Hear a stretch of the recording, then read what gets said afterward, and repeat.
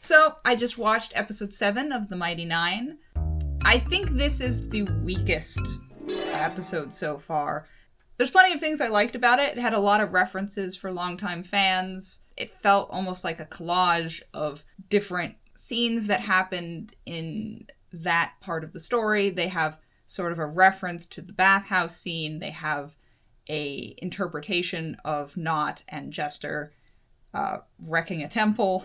They have Pumat's soul, which was awesome. It was really nice to see Pumat's soul. And even Caleb's running gag of wanting quality ink and paper. They started that up again. Like, those type of things were fun to see. There's also, like, the Essex sections of the story, which I was really happy with. I've been saying for the last couple episodes that I felt they were softening Essex too much. And I think they agreed, because this is the Essex I remember, coldly letting other people die for his sins without even batting an eye. That's the Essex I remember. And I appreciated seeing that, and it felt right. I was like, yeah, this is Essex. Thank you. And I liked kind of what they did with him this episode, because it's drawing even more, like they needed more, drawing even more parallels with Caleb in making him kill his mother because an authority figure told him to, is similar to what happened to Caleb. So it is really fun going in that direction and giving Essex the whole two sides of the same coin kind of energy is made even stronger. And they haven't even met yet. So I liked that, and I liked those portions. In the bathhouse scene, they had some afford water dreams with the yellow ball, and I like those parts. I think it was a good interpretation of those ongoing dreams. And then he has a talk with Bo that I think worked really well. There was also, like, Molly lore and references to Lucian and the ritual involved with Lucian and Red Eyes, and they even threw in Duragna's research into the Red Eyes stuff at the end, and Eiselcross, and just... But in saying all these things reveals my point. It is way, way, way too much for one episode. They have such a lack of focus, where it's jumping around and talking about everyone at the same time with no kind of through line. It's just kind of everything at once. And in that same way, I'm going to talk about it almost as everything at once. There's no point in going chronologically through this episode, because it doesn't really have a chronological structure. They get Caleb's amulet, so now he can't be tracked by wizards, and then they break up. The whole group breaks up, just like that, and then they have their own separate stories, but all of them. And they all realize, sort of in their own way, that they are better together, and then at the end, they're back together. I see what they're going for, but I think tonally it was all over the place, because it's trying to show everyone at their lowest moment. In the previous episode, they successfully did their mission. The bad thing that happened is Trent has the ear of the king and is more powerful than ever, which is bad for Caleb and Bo. But everyone else is kind of far removed from that part of the story. So them being super depressed, like all of them super depressed all at once, felt a little contrived. And they all, like, meet up at the end of the episode anyway. And in fact, all of them, like, reconnect to each other in the middle of the episode anyway. So the whole thing about them separating, it doesn't have any impact, because they separate, then Bo and Ford randomly find each other in a bathhouse, like, on a whim. Like, they didn't even go there together. Somehow they met each other, and Jester and Knot somehow met each other in the middle of the street. And it just feels like there's no point in having this breakup scene, because they all, like, find each other anyway. It makes more sense if they didn't actually break up at the beginning. They're in a group, and Caleb goes off by himself, which depresses Knot, and Jester is feeling disheartened by the Traveler's continued silence, and then they go off on their little adventure together, but not as, like, this whole group is all, like, spread out everywhere. I think that would have been a little stronger, because them defacing the temple narratively feels weird because it's a comedic moment, but both of those characters are in a deeply emotional, bad place. So it doesn't read as funny as it should feel because the emotions for it feel disconnected. The decision of let's go deface this temple, like from where they are, the audience isn't emotionally with them. It's just sort of watching them do random stuff, right? I didn't really enjoy this episode as much as I wanted to because I felt like the emotional through line was completely lost. The pacing was completely lost. Every scene that followed each other didn't really connect to each other. So it just felt like a bunch of mini scenes kind of mashed together in a blender. I liked things in it, but I felt emotionally disconnected from it because of the structure and the pacing of it. I don't know. It's a shame because I liked some of those things in it. I loved seeing Pumat's soul. I think it was a good interpretation of Pumat's soul. And then they have like Nott and Caleb separate. That whole thing is interesting from an adaptational standpoint. Caleb, he leaves Nott because he doesn't want her to get wrapped up into his stuff and, self-loathing, yada, yada, yada. Classic Caleb. And Nott feels abandoned when he leaves and gets super drunk and, all that stuff. Classic Nott. That's fine. Then he comes back and then he tries to convince Nott to go off and them give up revenge and stuff and just live their life. And I'm like, this is episode 7. What is Caleb? That is so not early Caleb that it, like, I kind of blue screened.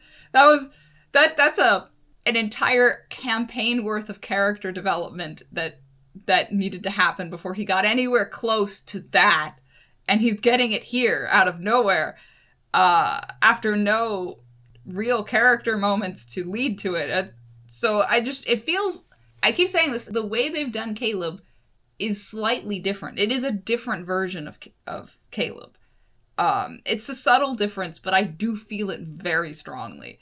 And that's another example of like Caleb giving up on his whole Trent thing at that point in the story. Like it just doesn't, I don't know. I won't say it doesn't feel right because they're clearly taking the character in a different direction and we'll see what works for that version of that character, but it is very different. I liked seeing Caleb meet with Astrid and Aelwulf, but I think narratively it's so early. And also, it just felt like that was the only point of that scene. Because Caleb decides that he's going to go hunt Trent at this event gala thing and starts scoping it out and then immediately gets caught by Astrid and Aelwulf and like nothing comes of it. They're like, oh, we're going to let you live. But like he did nothing. It's just like Caleb is just sort of there and then immediately gets caught and then immediately gets released. So it feels meaningless. A lot of those sequences feel that way in the story. It just felt like a lot of little references or little moments that are fun references or fun nods or fan service, but structurally as a story, I don't feel like it had the same weight. And it stands out because I think the previous episodes did a good job of having a structure and holding to a theme and a narrative. And their whole thing of like, okay, we're better together, and like they decide to be a group at the end. I don't know. It didn't read right. I'm disappointed because I wish I wanted to like this way more than I did this episode. I'm liking the show overall, but I felt this episode just structurally, it didn't work for me. Structurally, the one thing I did like is they decide to have the gentleman give them the mission to go get the beacon, which is a really cool adaptational choice to kind of give them a reason to get the beacon and make them involved in the taking of the beacon. I like this because they have set up, Trent has the beacon, Duragna wants the beacon, Duragna tells the gentleman to find a group to steal the beacon from Trent. He chooses the Mighty Nine, so the Mighty Nine is going to sneak in like, against Trent, steal the beacon. Meanwhile, Essek has been given the mission to steal the beacon back. So that's probably going to happen at the same time, which I think means that Essek is going to meet the group there, which is a very different situation to meet him, which is interesting. I look forward to that. Introducing Duragna's whole deal with the red eye stuff so early, and Eisencross and Aor and all of that very late game stuff here makes me wonder if they're going to kind of compress it so that they like have that mission be ongoing when they go into the ocean segments with like Avantika and stuff, and basically have that whole thing be there and then get them to Aor, skipping the whole Bright Queen's Favor section of the story. I wonder if they're doing that. Interesting choice, if so. Like, that might work.